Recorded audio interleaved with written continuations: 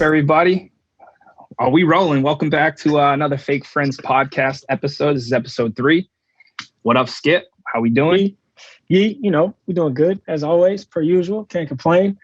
The sun's out, Absolutely. guns out. I'm feeling good. Good. Yep. And great. today, we're gonna do a little. Gonna do everyone's favorite topic. Everyone loves baseball, so let's talk about it. Not anybody that doesn't. It's their loss. It's just interesting. I always hear people say baseball's boring, and I'm like, you do realize, football has 40 seconds in between each play, and each play lasts about 3 seconds. Like, that's it. Like, I want to say the average play 3 might even be long. It might be less than 3 seconds. Might be less, yeah. And that's not, football's a great sport. I love watching football. It is. Football's not trying to hate. Play. Yeah. It's just baseball isn't boring. You just don't understand how the game works. That's all. Yeah, it's very intuitive, Yeah. Great sport. You just got to learn the nuances of the game. That's all. So baseball's really life baseball too. Today, Yeah, exactly. Baseball's life. So, we got the 2 weeks left in the season. It's been a great year. A lot of cool moments. A lot of players having years. Some that we predicted because we know what we're talking about. We're the smartest people in the game, obviously. Yeah, man. What are your thoughts on the season so far? We've got 2 weeks left, so let's talk some teams having years. What do you think? I'll say any surprises? I'll say 2 things. I'm a little surprised at the Brewers. Brewers are a little surprising. I am not surprised at the White Sox. I picked them to come out the East. Had them going to the World Series. I hope we get a ALCS between the White Sox and Blue Jays. That would be exciting. And I'm not surprised by what Vladdy's doing. I think a lot of people are because this is his 3rd year in the league. Technically, yeah. No, first full season. He played 123. Yeah, so it's his 3rd year in the league. I know 2020 was a year for everybody, but I mean the kid's 22, and he's about to win Triple Crown probably. So I'm not surprised because I saw his at bats last year, and I think we talked about it before. And I'm just like, the kid knows how to hit, he's learning how to hit, and then he added this like Barry Bonds' toe tap to his hitting like approach and timing, and it's no matter what you throw him, he's hitting it up the ballpark. So that's not surprising. I am a little surprised at Shohei. I remember we talked about this before, and we might have been in agreement where we were like, hey, they should just let him pitch because, you could find somebody to get you 30-plus home runs just to guide those 5 pitches, let him pitch. But I will say that clearly, I underestimated him a little bit because not only can he throw 5 pitches, apparently he can hit 35 miles at the same time. Yeah, he's a gamer, man. I mean, he caught me by surprise too. You could tell he was good, obviously from his pitching, but it took, listening to the players around the league say, hey, when this kid hits, he can hit. And, you got to pay attention when the guys playing and former pros are talking about a player that matters. And he's proven it this year, man. That dude, I think what people don't appreciate about him enough is his competitiveness. This dude's on the mound smiling at players. If you watch him pitch, you can see it. It's a show, man. He lives up to his nickname, Showtime. It really is. He's must watch for baseball. It's good. I'm glad. I'm happy for it. The game needs something like that, especially seeing he's not American born. So it's cool to see a player come from Japan and kind of compare it, like the Ichiro hysteria. Ichiro, yep. Mm-hmm. So it's awesome. Yeah, definitely. And looking at it, like, I think it's just his impact because you don't have guys doing what he's doing beyond really Division II baseball. Not even, an elite pitcher at the Division I baseball level isn't getting up to the plate hitting 30 home runs. Right. And offensively, granted, he's got 44 bombs, I think, right now, like 40, 43. And that jumps out at you, but he's not, he doesn't tear, he's not tearing up blazing up the charts and average. And he's got like 180 strikeouts, right? So like if he was just 179. If he was just an offensive player, would you be considering him an MVP as just an offensive player? Probably not. But the fact that he gets up there and he's got like a 9-3, 9-2 record with 150 Ks on the bump, I just think that he does that and still hits 44 home runs. That's 250. Like that's unheard of. Well, not to counter your point too much because I do agree with you, but I will say yes, his on base percentage is lower than you would like. It's at 357 right now. He is slugging 588, so he is slugging. But I will give him a lot of credit.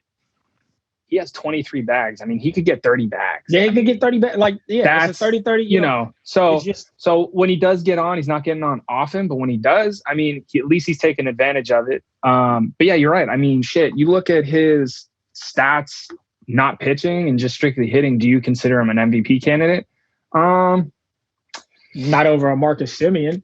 I mean, yeah, Marcus maybe not. I mean, 41. I mean, right now, yeah, you just do offense. Vlad to Shohei.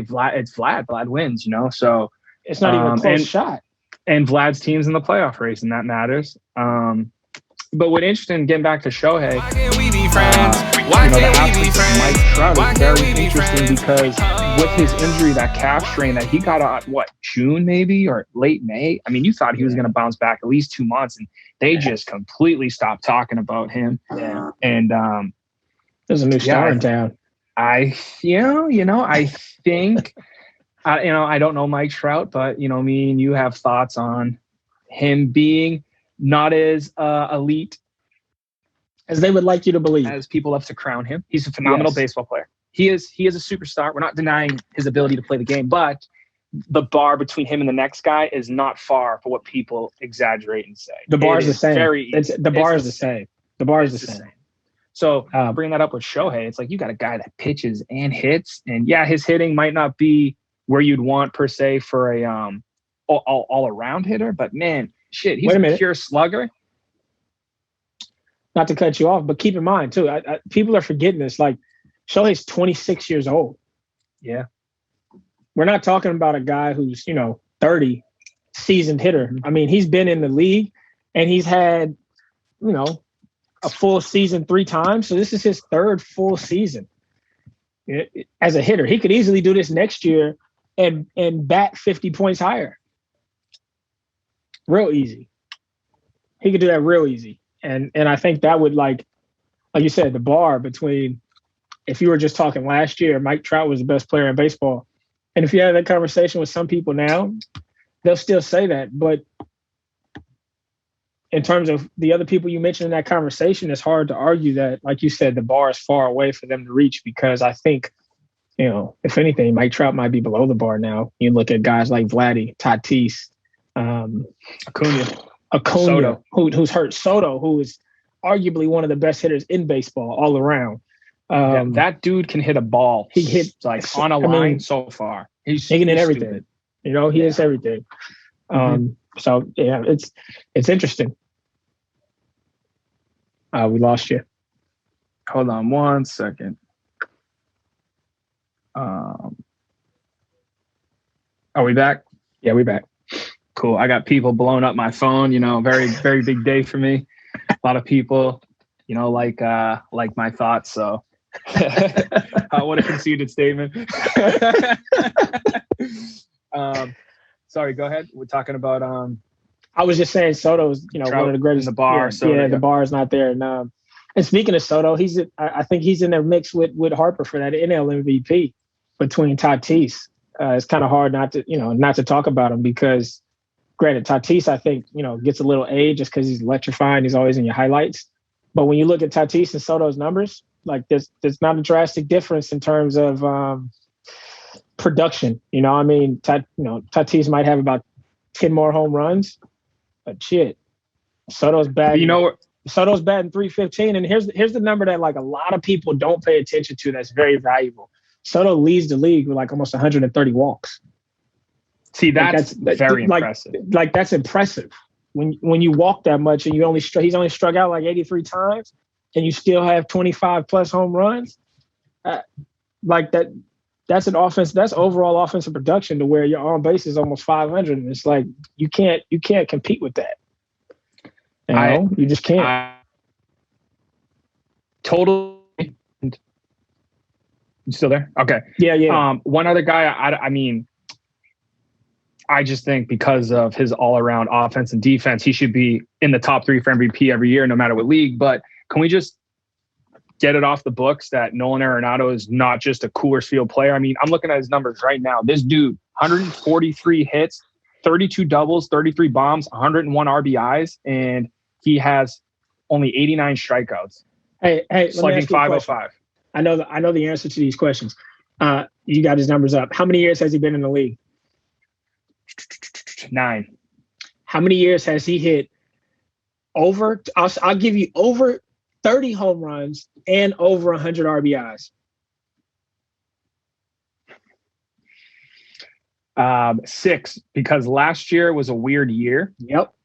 And then his first 2 seasons was his rookie year, and then his second year he only got 111 games. He had a lot of ABs though. But so out of let's say 8 full seasons. So yeah, 8 full seasons. No. Say 7. Say 7. 7 full seasons out of 9 recorded. 30 home runs, 100 RBIs. Yeah. Now, granted, he played at Coors. He played at Coors, right? He played at Coors, but he didn't play there this year. And he's also won a Gold Glove probably at least 7 of those 9 years also. He should have won it every year. He's won the Gold Glove every year he's played. So he has 8 Gold Gloves. I'm looking at it right now. And the only year he finished 3rd in MVP voting was 2018. And what's crazy is in 2016, was that the year Chris Bryant won it? Yeah, because Chris Bryant went Rookie of the Year. Then, dude, his year in 2016, I will say he got snubbed from MVP. I love Chris Bryant. I think he's a superstar. I don't know where they chose between Chris Bryant and Nolan Arenado that year. That year, I don't know. I mean, it probably had something to do with the Coolers thing because I think Seager was also in that conversation. Corey, yeah. Corey Seager was in that conversation. That was a weird year. I mean, honestly, I just think Nolan Arenado gets overlooked because he was playing at Coors, and a lot of people thought, the Coors field is why he hit so much. And I'm just like, they say, his splits. Well, splits. Like I've seen the guy hit, man, and like that's one competitor. If you know the game of baseball, like you said, and like we were talking about Shohei, and you listen to guys that are around the game at that level, talk about other players. You can see the detail in which makes guys separate themselves from other people. And Nolan Arenado and his just offensive approach and the shit that he's capable of doing, it didn't matter where he played, he was going to do exactly what he's been doing. Right. That's evident. And you're right. He should probably be in MVP talks every year because every year. I mean, he wins a Gold Glove. His 30 home runs, over 100 RBIs. Like that's just consistent production. Are you kidding me? That's since he's been in the league. You do that. He does that 2 more years. He's considerably a Hall of Famer. So it's like, you play 10 years, win a Gold Glove every year, and hit 30 bombs, 100 ribbies, dude. You retire. This Hall of Fame. I don't care what anyone says. Like, wait, you got it. You're on the. I mean, depending. That's rolling out of bed and being great. You might not get in, depending on who you're going in with, or how many people vote for you. But you're easily a Hall of Famer with a career like that. Oh yeah, yeah, absolutely. But speaking of sneaky careers, because he's also in that MVP race, it just dawned on me that Marcus Semien's been in the league for 9 years.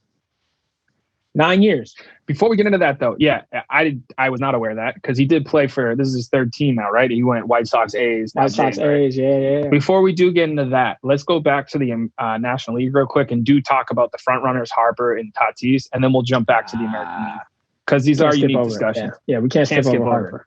Oh, because we do need to talk Harper. Overrated. Mr. Overrated. I know, Mr. Overpaid. People are fucking idiots, dude. They just don't know baseball. They have no fucking clue.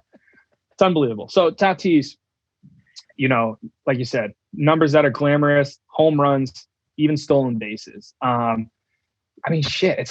He's slugging 620. I mean, that's freaking insane.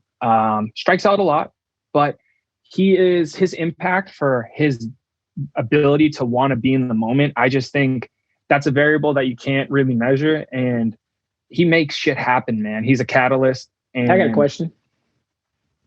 Not to cut you off on your comment there. No, you're good. But were the Yankees ever considering moving Derek Jeter off a shortstop to the outfield? Nope.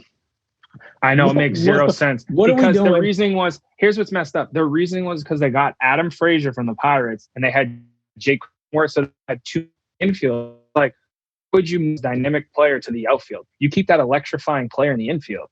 Like, it doesn't make sense. Where most of your action happens, you move him off of that position. It makes zero sense, dude. I agree. If me and you were GMs of the Padres right now, I would have been fired my manager. I would have been like, excuse me, what is Fernando doing in right field and left field? What are you doing? He's a shortstop. The kid's a shortstop. If anything, if you want to preserve him, move him to second base. But you don't take hands and talent like that off the infield. I just think that's. I just don't think that's smart. I'm sorry. You have a shortstop at third. Put Manny Machado at short. Yeah, exactly. Like, dude, what's that dude's name? Is it Tingley? Like, hey, or is he the? I don't know. It's something like that. Hey, buddy, your job's super easy. Every day you drive to the ballpark knowing who's playing short and third for you and where they're batting. You only need to figure out fucking 7 more positions. 6, because the other one's 6, really. Yeah. Dude, you already know.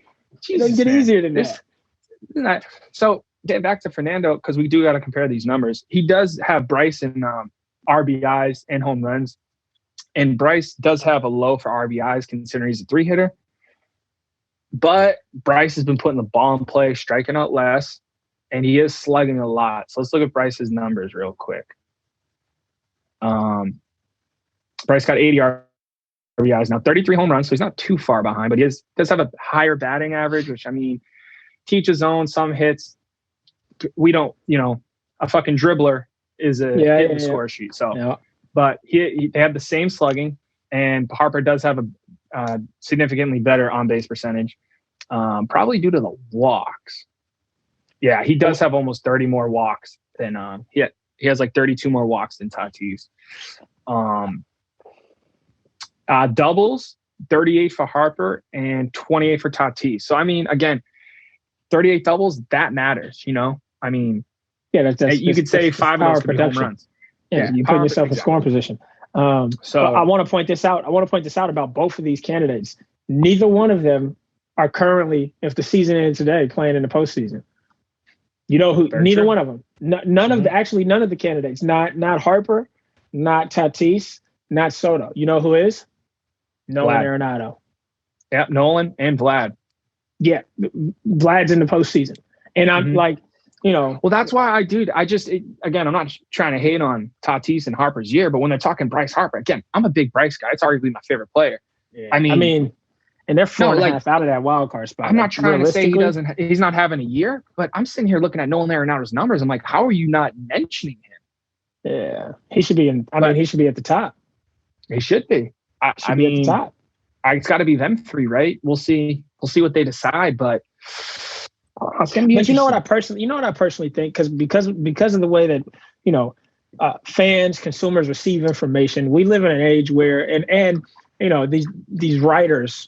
I'd love to be a part of this committee just to have conversations with them. These writers who decide this shit. Yeah, who decide this shit. A lot of influence comes from momentary momentary events. So if a guy has a hot week, and he's on your SportsCenter highlight or your Instagram feed highlight, 3 or 4 times in a week, he's in the topic of MVP just because he's giving you highlights. And when, like you said, you go look at numbers, and it's like there's guys who have better years across the board, and they're not even in the conversation. Mm-hmm. One of the best examples I can give is basketball. And maybe 2012. What year did Derrick Rose win MVP? It might have been 2012. I would have to look that up. I don't feel like looking that up, but that's beside the point. Because that sounds about right. Something like that. But the point is, and I love Derrick Rose, big Derrick Rose fan. He has a press conference and says, "Why can't I win MVP?" Goes out and he has a hell of a year. 2011. Okay. Has a hell of a year, right? And he's on every highlight, this, that, and the third. I mean, he's dunking on people. He's scoring. He's hitting game winners. In 2011, what Eastern Conference team went to the finals? Miami Cavaliers. Heat. You know who? And Miami Heat. Miami Heat. And you know who beat the Bulls? The Miami Heat. You know why? Because they had LeBron James, who won MVP the year before with the exact same numbers in 2011 that he would have won in 2011 if there wasn't a certain hype built around another player. And I think that's kind of what happens even in baseball. It's like there's this hype built around, like you said, that you got to talk about certain players to receive accolades. And it's unfair because a lot of guys get robbed out of, just due. We could talk about that 2015 year, 17 year with Mookie Betts. Mookie Betts should have won MVP when 16, Mike Trout won it. 16. He got robbed. Yeah. I mean, it's evident sometimes. And that might be happening to a guy like Nolan Arenado. And it's hard now because he's not in Coors. He's in St. Louis. So especially for a team that's not even, the Philadelphia and definitely Washington. Washington is not making the playoffs. No, they're good. And Philly and either Philly or San Diego isn't making the playoffs because the Dodgers or the Giants are making a wild card. Whoever loses that division, whoever doesn't win that division. So one of those two teams isn't making the playoffs, and you're going to have an MVP candidate coming second or possibly first, not in the playoffs because of what? And I just don't think the Cardinals aren't making it. Like, I think they're a better team than Philadelphia. Nolan Arenado should be at the top of that conversation in the NL at least. And I'm a big Bryce guy. Big Bryce guy. I know. That's a big great Bryce point. Guy too. You know, that Nolan Arenado belongs in that conversation, that he's not right now, at least. At least not right now. Couldn't agree more. I agree with everything you just said. Really do.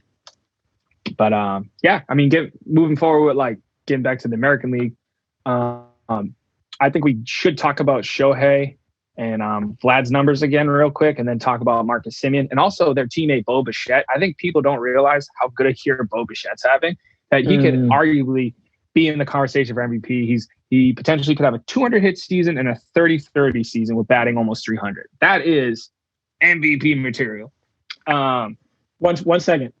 I don't want to leave these guys out because they are in the playoffs. Back to the National League. Max Muncy and Freddie Freeman. Braves are in there. Right. I know Freddie Freeman's a big, he's the reigning. Didn't he win MVP last year? Yeah. So I don't want to leave those guys out in terms of, just do, because I think they're in the top 5. But Arenado's not in the top 5, and he should be. That's just the point I want to make. Correct. You got guys that aren't in the playoffs in the top 5. But you're right. Bo Bichette could easily be in that conversation also as a shortstop. And we'll look at all those numbers in a minute. But getting to Vladdy real quick, just because a lot of people are penciling in Shohei just because he is pitching. I understand that. But, I mean, does Shohei play every day? Does he? He is hitting every day? He hits. The only times that I'm aware of, thanks to fantasy baseball and my fantasy teams, he's on both of my fantasy teams in both my leagues. Okay, so he must be. He's got 143 games. Vlad's got 140. He sits in NL ballparks. He usually doesn't play in NL ballparks. Shohei's only missed 6 games as of right now, I think. Well, I don't know. All I know is he's 6 games behind Vlad for games played, so they're playing pretty equally. I understand the dynamic of having a guy who can go out and pitch the way Shohei does and then hit the way he does, but I don't think it's as easy as penciling in for MVP because Vlad's still beating him in all those offensive categories. Like I said, besides RBIs, I don't know who's the American League leader in RBIs, because not Vlad. Like I said, I just think it's the impact of. Is it Devers? It might be Devers. Let me check. There's never been, and it's not something that you can just, oh, well, he's supposed to do that because he can hit and pitch. Guys at the big league level don't show up and pitch every 5th day and still hit 40 home runs. That's not normal. I know. That's just not normal. Now, granted, I mean, and I make the argument for him in this sense. Mike Trout's been winning MVPs, and Angels have sucked ever since Mike Trout's been around. So does your MVP really impact the success of your team? Because you give Mike Trout MVPs all the time. Right. And it doesn't make them better. And I just think if you put Shohei on another team, he does exactly that. And he's the most valuable player on that team. Just like if you put Mike Trout on another team, he's probably the most valuable player on that team, depending on who else is in the outfield. But that's the thing with Shohei, you put him in another staff, he's the only one who's also going to hit 40 home runs on that pitching staff. And I think that's what separates him. You put Vladdy on another team, you put him on another team with like Freddie. You put Vladdy on Freddie's team, they both probably might hit 40 home runs one year. And it's kind of like, well, he's doing the same thing. Nobody's doing what Shohei's doing. And I think that's the hard part to argue. Vladdy makes a great case. Makes a great case because he's leading the Triple Crown. And I don't know a guy who hasn't won an MVP if they won the Triple Crown. So that's the thing. It's like, especially for a guy who's going to be in the playoff, you can't. I'm not saying you can't pitch to Shohei, but Shohei does strike out more. But man, Vladimir Guerrero, like you said early on, he's such an intelligent hitter. This dude knows what he's looking for at the plate. He knows when it's coming.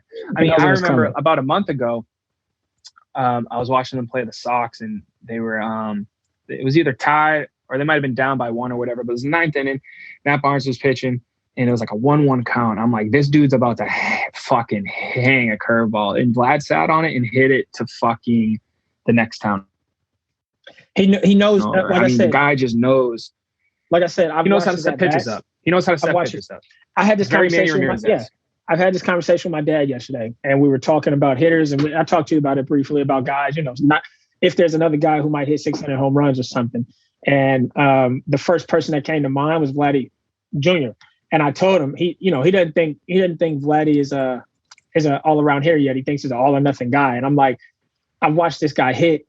I watched him make adjustments pitch after pitch, not just at bat or game to game. Like he makes an adjustment pitch to pitch. And due to technology, he's also, because they have better scout reports, they have the ability to understand that, hey, when I get into a 2-1 count against this guy who I faced 3 to 4 times, he usually throws me something off speed. Or when I'm sitting 0-0 or 0-1, this guy comes hard in. This guy clearly is taking notes to where, like I said, he's swinging at off-speed pitches and he's on time for fastballs when he knows that he's getting them and he's not missing. And it's easy for a guy like that to do it consistently. He's 22. Like he plays 16 years, he can hit 500+ home runs if you average 30 a year. To add to your comment, he is a complete hitter because I've seen him in so many at-bats not try to do too much. The pitcher's pitching him away. He just takes it the other way and hits a nice hard line drive to right for a base hit. I mean, what's wrong with that shit? And you just have these years sometimes as a player where I'm sure Barry Bonds can speak to this the best because you just don't miss your pitch. And when you hang something of Vladdy, or when it's over the plate, he's not missing it. He's hitting it out. He's not pulling it. He's not just a tad bit early. He's not rolling it over. He's hitting it out the ballpark. And that's a testament to how good of a hitter he is and how locked in he is, in my opinion. And that's why he's leading Triple Crown, on a really good team with some young bucks. Yeah, I mean, dude, he got 46 bombs, 24 doubles. I like to see him like 30 doubles, but 24 doubles, 46 bombs, 105 ribbies. He's got 178 hits, 320 average. Batting 320, man. That's not normal in today's game. I know.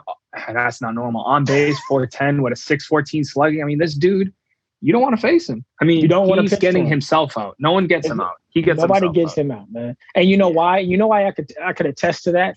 Because if he wasn't getting himself out, he'd have over 100 walks. That many at bats, he only has 80 walks. That means there's times where, sure, he might have just missed the pitch, and that could go either way. So if he does miss a pitch, roll one over, shit, that could have been a home run. And you could be sitting here talking about a guy who's got 50 home runs. Yeah. Very, very easy. Very easy. And then you jump to his teammate, Marcus Semien. Yeah, we got to talk about both his teammates. Semien first. Yeah, you jump to his teammate, Marcus Semien, who just sneaky jumped up in there with 41 bombs out of nowhere. I think the most home runs he's ever hit was when he finished third in MVP race in Oakland. He played. Is that in like 17 or 18, something like that? That was in 2019. Okay. He played every single game. He had 33 home runs, 92 RBIs, batted 285. And then 2020 rolled around, and that was a little different year. But then this year he comes right back, and it's like he picked up right where he left off. He's got 38 doubles with 40 bombs, 41 bombs. Yeah, that's stupid. That's stupid. A 40-40 there with 40 doubles, 40 bombs is freaking stupid because people don't realize some of those doubles, you could say anywhere from like shit on average, like 5 to 10 of them could have been home runs. I mean, just for how doubles are hit, they're gap shots. And 162. So he's got 162 hits. Let's say in 2 weeks he finishes the year with almost in 2019 he had 187 hits. So to be touching almost 200 hits possibly is nothing to sniff at. Right. I mean, he's always been a roughly 260 to 270 hitter. I think his career average is like 257, 260. He'll strike out. Yep. He'll strike out, but he produces like 97 ribbies. He slugs. 41 bombs, man. He's clutch. And I'm not sure. I don't know the exact detail to where he's hitting in that lineup. If he's batting second or if he's batting after Vladdy, I don't know where. I think at the top. I think he's been when Springer was out. I think he might have been leading on. Because that plays a role. A guy like that, kind of like Mookie Betts, a guy that moves around in your lineup, his day-to-day role changes. Unlike a guy like, say, Vladdy or Shohei or Tatis, where they know their job is to drive runs in that 3-4 spot. You got a guy like Marcus Semien who's got to set the table. His at-bat changes. And so for him to be moving around that lineup and still at 41 home runs and 38 doubles, it's pretty impressive, man. It's consistent with the bags, 15 bags, probably still 25 more, get 20 bags. He's a valid entry in that AL MVP race. Oh, very absolutely. It will be interesting to see not only who wins it, but how the writers voted for the top five. Yeah, I always find it interesting, because I heard someone say this, and it is a very valid point, because sometimes you'll see decisions made where you think it's going to be closer, and then you see the votes come out and you see it's very one-sided. But if everyone in the room's thinking, Vladdy's number one, then why would they somebody else? How would then Shohei become number one? You know what I'm trying to say? It's like if everyone's thinking the same in the room, that's how you get the one-sided jump. Not saying that it was that one-sided, but everyone was thinking the same. Not to reiterate, I think Shohei's going to make a strong case. I personally think he's going to win it just because he's doing two things. I think he got the hype. It seems like media wants him to win it. I'm going Shohei, which is unfortunate because Vlad deserves it too. I think either way, you can't go wrong. Yeah, I'll pick Shohei. I just also think, it's very easy for Vlad not to win the Triple Crown. He could have a bad week and he's not the average leader. And if he's not going to win the Triple Crown, then Shohei, I think, is a lock-in for that MVP. Yeah, so my pick for the AL is Shohei, and then my pick for the NL, simply because for whatever reason I get this weird feeling they don't want to give it to Tatis. I think they give it to Bryce Harper. Yeah, it seems I'm not saying like because I love Bryce Harper, that's my guy. No, but it seems like they are building a narrative for Bryce to be the guy to win it this year. I don't disagree with that. I'm going to echo that pick in the AL because I think Shohei's going to win it. Kind of the similar reason. There's a lot of hype. Like, again, he's the star of baseball. Showtime, best nickname out there. He's doing two things at once that's never been done. There's a lot of comparisons to Babe Ruth, and it's like Babe Ruth never did this. Mm-hmm. He's arguably the best ever. And he's got a superb winning record as a pitcher. And his performances have been dominant to the extent of, stuff being unhittable. He's had some rocky starts, some rocky outings. And at the plate, he just seems to hit a home run when you expect him to hit a home run. And here's the other thing that makes a difference, because I think this kind of factors into Simeon's case. Shohei's home runs are impressive. Vladdy's home runs are impressive. Shohei hits a home run, it looks like it's going out the stadium. And that just makes hitting a home run seem like it's even harder to do. And so when you do things different, when you do the same thing, but it looks like you do it differently than everyone else, it's a separating factor. And Shohei Ohtani kind of has that factor to his game. And that's why I think he's going to win the AL MVP.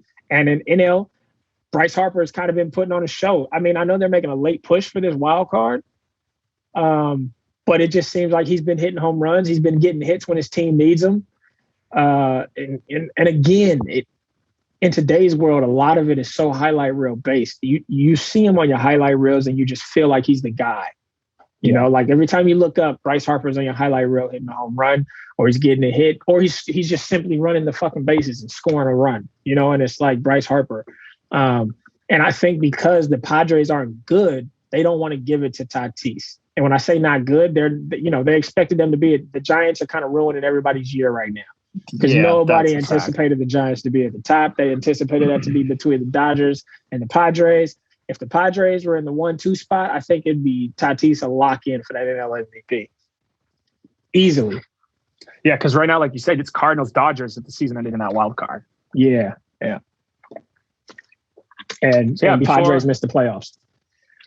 Correct. Before we wrap it up, let's talk about what the playoffs will look like moving forward. Right now, I would say, honestly, the AL East, Central, and West are all locks for the division. I think we're really just looking at wild card races here. Yeah, they're all done. Maybe besides the NL East, I'd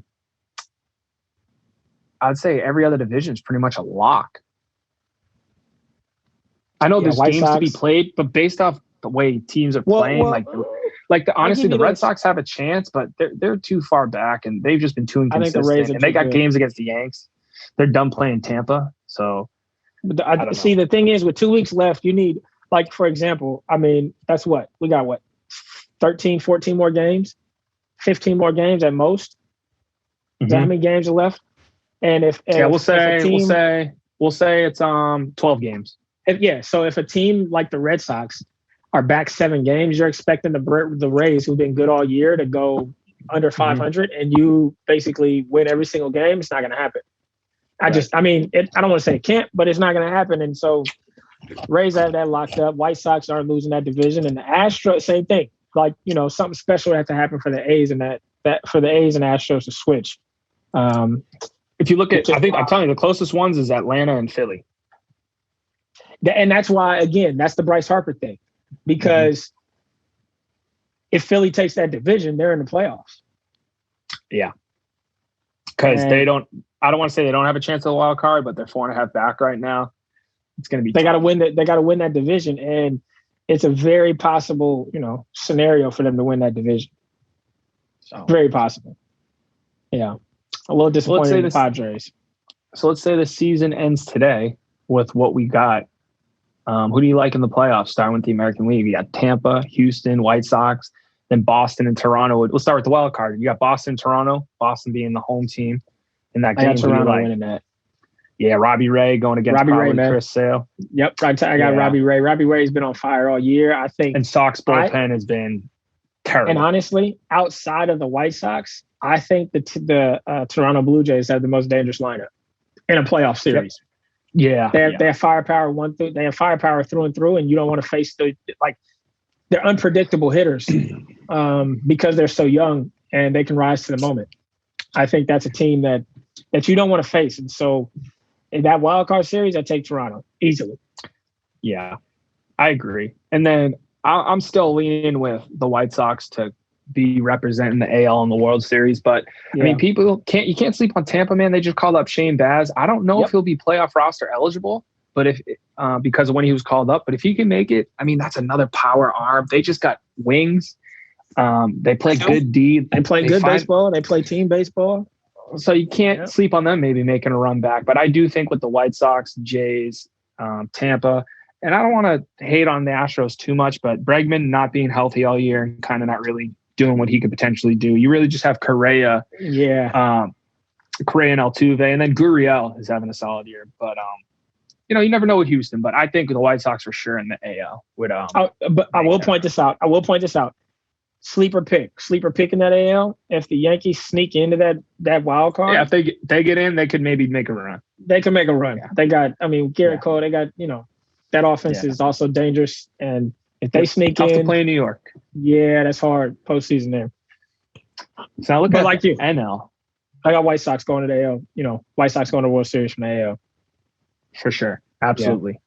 Yeah. Name a team that is more swaggy than the White Sox. No one wears a shirt underneath their jersey. Nobody. They all have gold chains. 50 million chains on. Yeah, than freaking Redwoods, dude. Do-rags. They throw the bat out the stadium. They hit a home run, they throw it out the stadium. If I was in the major league, I would tell my agent, like, dude, I need to play for Send me to Chicago. That's my style. Yeah, South Side. So we got the NL. I mean, the Giants. We were both living in San Francisco through their fake magical years. So I don't know. I saw a meme the other day that said the Giants are just like a bunch of dads kicking everybody's ass. And dude, when you look at that roster, you got Evan Longoria, Brandon Belt. I hate him. Crawford. He's terrible. Crawford's a stud. Crawford's good. Chris Bryant's a great addition. Great addition, right? And you got to give credit to Posey. Posey's playing well. I was going to say, you got Posey behind the plate, but I couldn't, for the last 3 or 4 years, I couldn't tell you the outfield, the Giants outfield. Couldn't tell you who they are. Couldn't tell you. I couldn't even tell you their pitchers. Who are their pitchers? Well, I know they've had a little consistency with Cueto, of course. There's one other arm that's kind of been there. Yeah, but compare their 3 World Series winning teams compared to this team. You feel like that team was more prominent with names like with Kane, Lincecum, Baumgartner, PV. Like they had all-stars names in the yeah. So the Giants, man, I don't want to hate on them because they're having a great year. They can have that momentum, but I think a team that can really give them trouble, besides the Dodgers and maybe Cardinals, like not talking them yet, but I think Milwaukee, like, dude, they have the best base, right? Am I wrong? No. Did you say that? I'm sorry. Say it again. They have the best pitching staff in baseball. I mean, you have Woodruff and Burns, They do. And I just think Peralta kid. And then Hader's automatic. You're not hitting Hader. And Devin Williams hasn't been what he was last year, but he's shown signs of, being consistently unhittable. So playoff baseball is about execution. And so like it's a matter of who executes and not just execution, but managing. So if you get into those situations, I'm not a fan of Counsell. He micromanages too much with analytics. So that can if you get in those situations and make decisions based on pure numbers, I mean, look at what happened to the Rays. It can hurt you. And I think Dave Roberts for sure has the advantage. He learned his lesson from losing to the Red Sox as a manager. He besides the roster, you're right. Managing in the playoffs is way more valuable than it is in regular season. Because it's when you got to tell guys. It's decision making. It's the pure decision making. You can't predicate that on just numbers. I still think the Dodgers are the favorite in the wild card. But a Cardinals-Dodgers one-game playoff, man, shit, that could be very interesting. I think the Dodgers are the favorite to the World Series again. I think the pitcher staff is. I think the pitcher staff is there. They're too good. They're too good on the pitcher staff. I mean, in addition to Scherzer in the playoffs, it's stupid. You don't want to see Scherzer in the playoffs. No, you don't want to face. He wants it. He wants that moment. You don't want to face that. And Buehler's healthy, isn't he? And Urias is a stud. Has been a stud.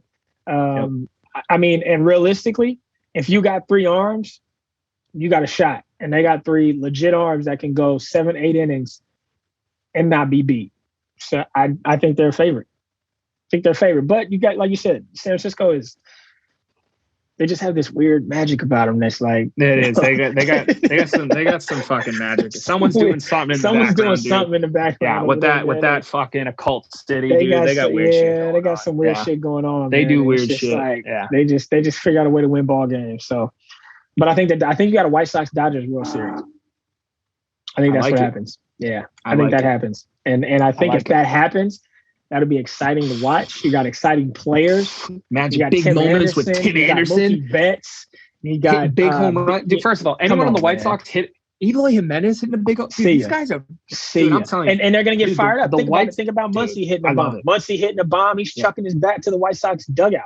Yep. It'll be Muncy gets no respect, dude. Put some respect on his name. It'll be like a battle royale. Yeah. Yep. I can't. I mean, that'd be exciting. If the Giants get there, you're just gonna be bored watching them. You're like, I'm gonna be rooting against them because they're a boring franchise. Everything about them is boring.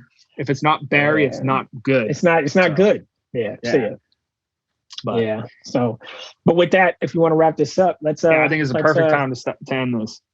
Yeah. Let's die on a hill here on MVP picks. Yeah, I mean, I think we already said it. Dying on a hill. I'm going Shohei AL, NL Bryce Harper. I would love to talk Cy Young. I have no clue. Couldn't tell you. NL or AL. I have no clue. AL's probably AL. Just for a comment on that. AL's probably Garrett Cole. They were talking Robbie Ray, but I think it's Garrett Cole. I'm sorry. Yeah, Robbie Ray. Yeah, for sure. Yeah. And then NL. It's got to be Corbin Burns, right? Corbin Burns? I think so. I think that's who's going to get it. Yeah. I get him and Woodruff confused, but I think it's Corbin Burns. Okay. And on that hill, you got your MVPs, and then this might be simultaneous, but who's the best player in baseball? I love it. Best player in baseball right now, or just in my opinion. So even if like someone like a Mookie Betts who might not be having a Mookie Betts year, I can still say, like, is it like in this moment? Best player in baseball. Just anyone who I think. Best player. If you were starting your franchise and it was a fantasy draft, who's your first pick? Yep.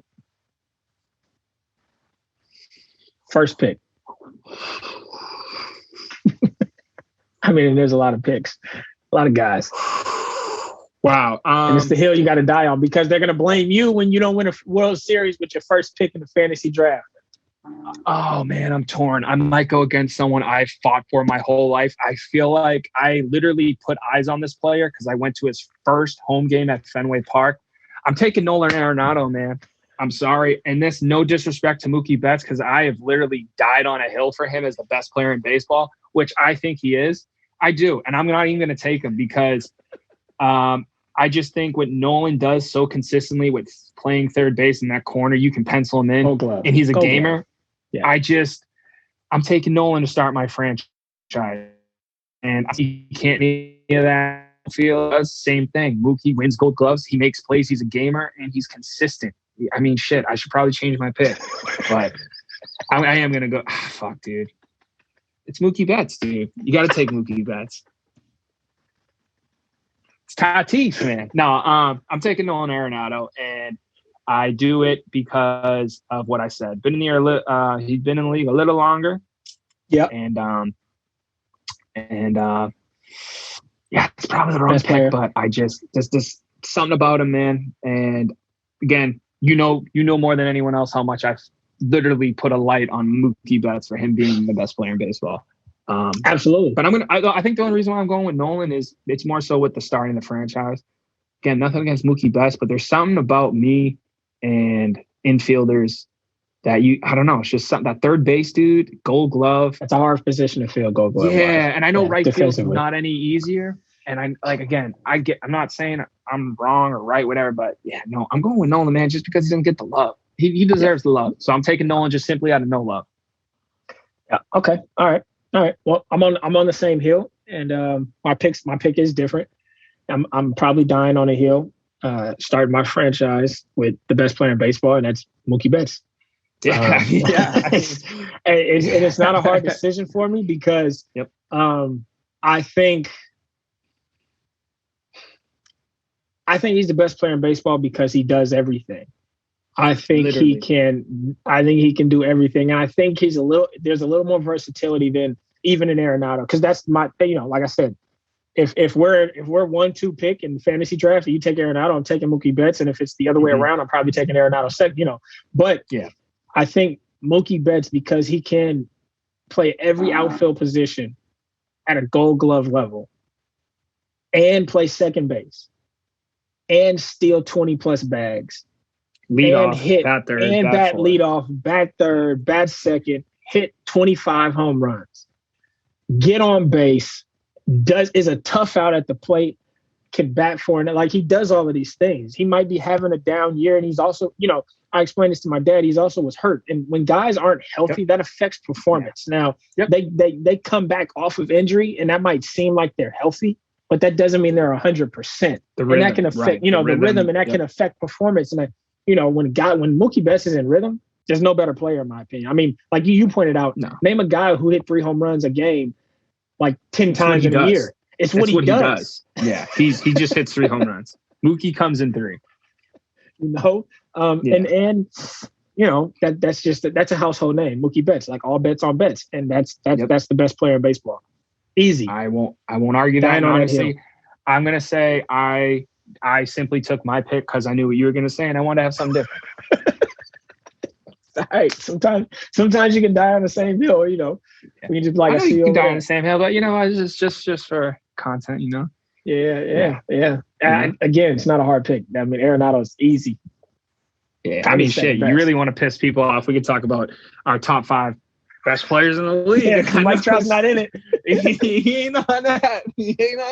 We know who's not in it. We know who's not in it. I can call me crazy, but shit, I watch baseball. Yeah. Yeah. More than you do. We won't delve into who gets just fucking cookies pitched to him. So we'll say that for another time. Literally. Yeah. Cookies. Literally. Yeah. Oh, and let me say this because I know we got to wrap this up. I literally was watching the game the same season when Mike Trout was playing in Oakland facing Mike Fiers, who sucks. I hate him. Awful.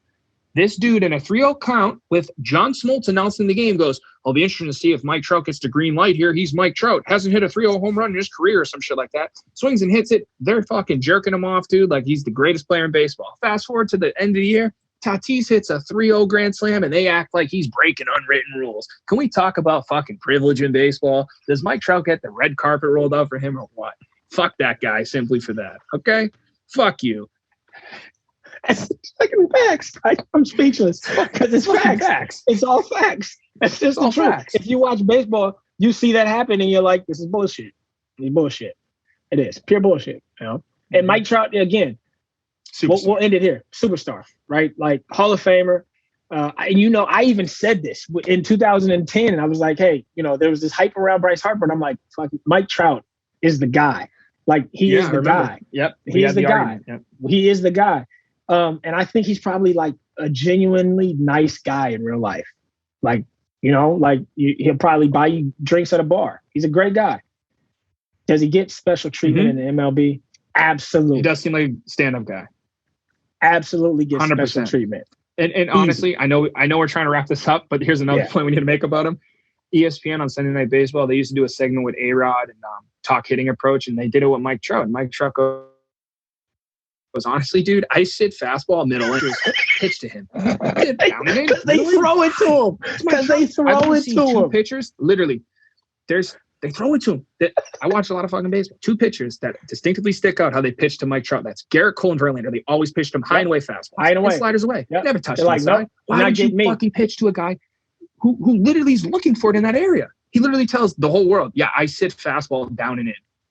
And you see catchers throw fastballs down and in, setting up, not missing spots. In fastball counts, they look for it. They give him like, oh, it's 2-1. Mike Trout's up. Yeah, fastball down and in. And then he hits it out, and everybody hangs their head like, "Fuck! How do you hit that out?" I don't know, because you gave him what he's looking for. You know, Chris Bryant gets up there, he gets 15 sliders. You could throw Mike Trout 15 sliders. Yeah. For Christ's I've literally seen so many at bats where Chris Bryant will see 6 pitches, 4 of them are sliders away in the dirt, and I'm like, interesting. Never happens to Mike Trout. Cookies. No, they give it to him. Narrative's got to be filled. You know, they want a best player to look a certain way. They want a guy who looks like a top dog Captain America baseball player, and it's fucking clean shaven, 6'2", 220, doesn't show emotion, doesn't show any emotion. You got to fill this role. Doesn't wear chains like it. That's who they want the best player to be. And you got guys like Shohei, you got guys like Mookie, you got guys like Vladdy, you got guys like Tatis, Bryce. That's 5. Acuna 6. That are all way beards, chains, do-rags. Swag, that do the same thing. And how many gold gloves? How many gold gloves does Mike Trout have? 0. Yeah, 5-tool guy, huh? So I know we definitely just went on that ending rant, but we'll wrap it up. Album's out. We'll throw some info for some accounts to check out and follow. I'm putting the pressure on too. New album coming out in February 2022. Yeah, it's February. I'm with it because I probably won't have a job soon anyway. It'll be elusive. I'm right there with you. Yeah. All right, yo. Why can't we be friends? Why can't